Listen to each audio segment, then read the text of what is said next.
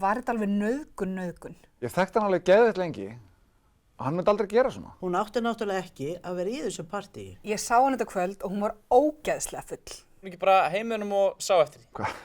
Skildi hún drikkin eftir á barnum? Í hverju var hún eiginlega? Ég meina, hann ekki bara kæra hana fyrir peningana? Hún átti náttúrulega ekki að vera í þessu partíi. Er ekki allt kallað nauðgun nú til dags? Nauðgunarmenning er hugtak sem lýsir því hvernig samfélagið kennir þolendum kynferðisofbeldis það. Afsakar það. Lokar augunum fyrir því og ýtir undir það. Þessi hlutir geta verið svo inngrónir í menningun okkar að við tökum ekki eftir þeim.